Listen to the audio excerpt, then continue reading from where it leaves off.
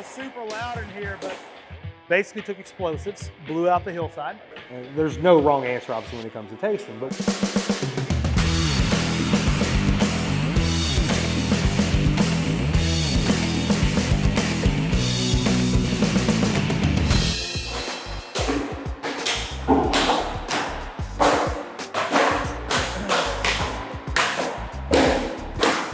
it was super loud in here, but as I kind of mentioned, we only make one bourbon, right?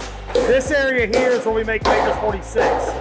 So what they're doing is they're taking fully matured barrels of bourbon off trucks, dump them into a tank, then the empty barrels are coopered. So we'll take the top 2 hoops off, pry the head out, insert 10 French oak staves, reseal it, fill it back up with whiskey, let it sit in the cellar for 9 weeks.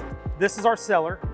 Probably wondering why we have one. Is you have to have a cool climate for finishing, right? We don't want the alcohol to go in and out of those finishing staves. We just want to really interact with the surface. So to do that, you gotta have a cold temperature. When we first launched 46 in 2010, we could only produce that product November to February in natural warehouse space. So in 2016, we built this facility. Basically took explosives, blew out the hillside. I was just wondering, is it a cave? Because not technically. Not technically. But it's half a cave. For legal reasons. Yeah.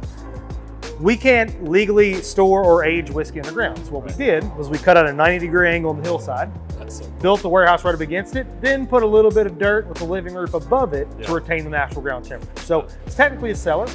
What you feel in here right now is a natural ground temperature, 50 to 55 degrees year round. Wow. We can cool it down if we need to. Ground temperature gets too warm, but what you feel is natural ground temperature with air just circulating.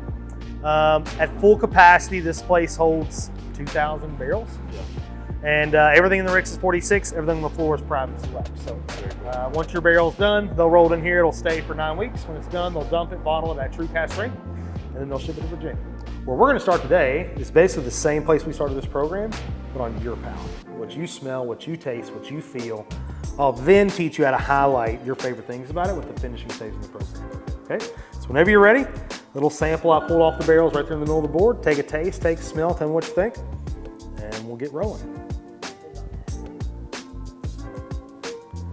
You can tell it's getting right on the border of being a little too old, but it tastes really good. So what do you taste? What do you smell? What do you feel?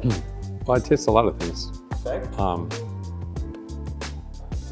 It's definitely very, I'm trying to put my finger on the nose. Like, you know, when I work with bees, I have multiple beehives in my house. And like, when I clean the hives and I scrape the comb off, if I'm getting ready for winter and trying to consolidate them, it smells like that. Okay. To me. So like that really waxy, rich honeycomb? Yeah. Okay. That's a good descriptor. What else? On the palate, I mean, honestly, it hits all the notes that I want out of a bourbon. Okay. I would say it's not too old. Okay. So it's great.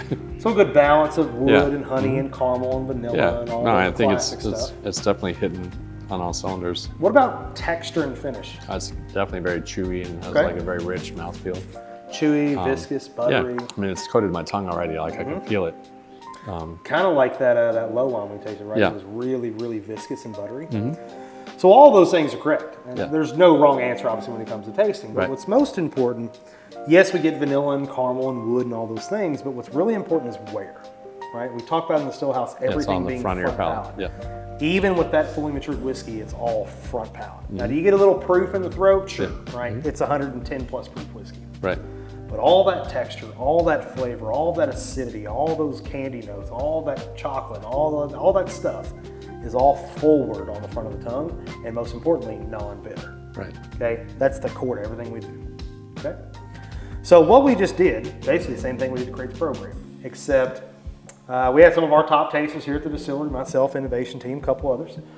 We sat down and tasted through cask strength, and we detailed every aroma, every flavor, every texture, every finish we could think of. We took all these notes and we broke them down into flavor camps. They're on page 23 in your book. Okay. Sweet, bright, rich, toasted, spicy. Everything that you just mentioned fits in one of those 5 camps somewhere. Right. So we took those camps to the cooperage. We said, this is what our whiskey tastes like. Let's make some finishing staves that exaggerate, complement, access, express those 5 camps in a lot of different ways. Okay. Okay? Originally, they went through like 120 something, 200 different types of staves. Some of them were great, Some of them were absolutely terrible. We ultimately narrowed it down to the top 8 staves we thought made the best 8 whiskeys. Right. Okay? We basically found the 8 best tasting whiskeys you've ever tasted. The problem is when you put those staves together in a recipe, those 8 made the worst whiskeys you've ever tasted. Okay? So the 5 staves we use in this program, P2, Cuvée, 46, Mondial Spice, they may not be your 5 favorite individual whiskeys. Don't think of them that way. These are the best 5 staves that work together. Right. Okay? So I always kind of use this analogy. Nobody loves a spoonful of cinnamon, but pretty much everybody loves cinnamon toast. It's a good way of thinking about using these staves in a recipe. Yes. Rather than them as individual whiskeys. Yeah. Now, to teach you what they do, each glass basically represents a whole barrel of cask strength whiskey that we finished with 10 of that one type of stave for 9 weeks. Okay. To show you the peak of what that stave will do, things you like, things you dislike. We'll also talk about how they work together, so we get the fun part later. We'll hit the ground running, but these are designed to teach you about each stave. They're not necessarily individual whiskeys. Right. Okay? So I have a quick question. Yeah. When you say Cuvier stave, does that mean the stave was treated in the way the Cuvier wine barrel would be treated? Not necessarily. Okay. But we'll get to that point here in a minute. Okay. Okay? Because it does have some correlation, just Yeah. probably not the way that you think. All right. Okay? You like steak? Of course. I love steak. I can eat steak and potatoes every day, right? If you love steak, you know there's a lot of ways to cook it, and every way makes it taste different. Right? Yeah. You can grill it, sear it, sous vide it, boil it, broil it, crock pot it, dry it. Actually, there's smoke only it, one way to cook a condiment, steak, and it's cast iron skillet. I'm sorry. medium rare. Yeah. That's the only way. So, you know, based on how you cut it, how you cook it, temperature and time, whether really just kind of all kind of cooking in general makes it different. Right. You could take a butterflied filet, cook it well done like leather. You can take a bone-in pan seared ribeye medium rare, Yeah. right? Both beef could come from the same cow. Yeah. We all can agree those are vastly different steaks. Yep. The inner chef in me got mad. Yeah. It is the exact same concept Okay. the finishing staves we use in the program. Right. Based on the type of wood they are, how they've been aged, how they've Okay. been cut, how they've been cooked, temperature and time. Yeah. Make a big difference in what natural flavor profiles are going to be expressed in the whiskey. Okay. So some are American oak, some are French, some Right. of them are baked, some of them are seared, some of them are cut differently.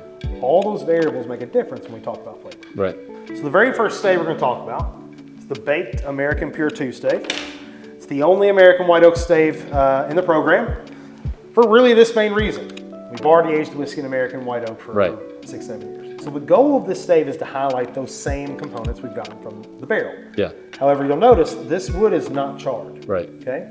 It has been aged for a year, like our barrel lumber, but then it's baked in a convection oven. Okay. So swirling indirect heat, Right. moderate to low temperature, 18 to 24 hours. Okay? I'll pass the stave around. You can smell these. Yeah, I maybe. feel like it would make things come out in it. Maybe. Yeah.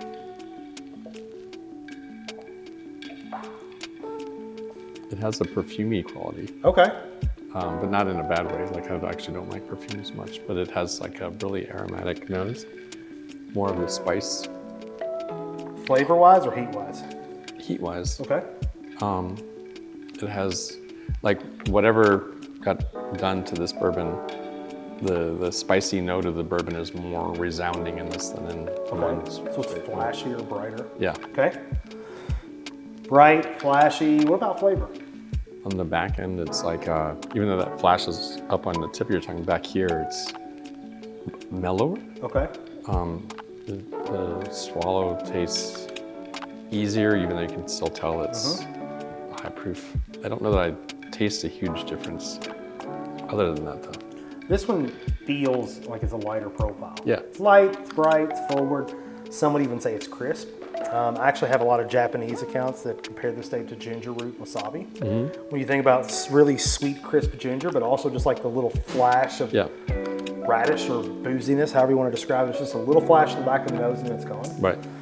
That matches the stave perfectly. So overall, it is a light, bright, sweet, crisp, forward profile. Not big in texture, not really big in finish. It's really sweet. So if you like this stave, it's a great patio sipper. It's not very dominant. You can use a lot of it and it'll bring all that flavor forward on the palate. Right.